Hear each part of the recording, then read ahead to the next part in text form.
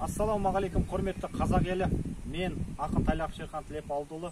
Қазіргі оқиын деп тұрған шығармамның, өлеңімнің аты Туысқандар болады. Қабылдаңыздар.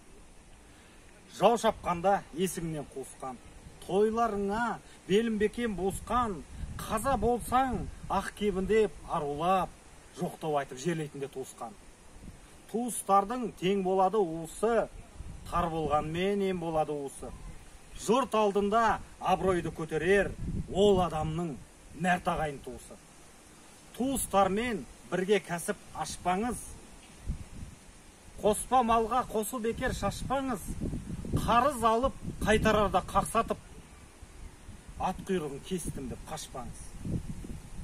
Сөйттік бүйттік көңілің толама деп, бір туысың бәрін айтып мақтанады.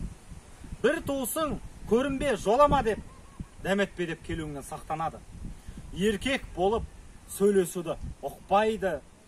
Бір туысың әйелінен шықпайды. Бір туысың дастарханы жаюлы, келе қалсаң сүт пен майын тықпайды. Бір туысың мәрт жүректі сыпайы, әр қашанда түгел тұрар опайы. Бір туысың ызақор мен ашушаң, міндет асып тұрар құқайы. Бірігіңіз, бірлесіңіз, барыңыз, суын тасып отынында жарыңыз, ағайын мен туыстардан қашсаңыз, жегіде жеп көбейеді зарыңыз. Рахмет.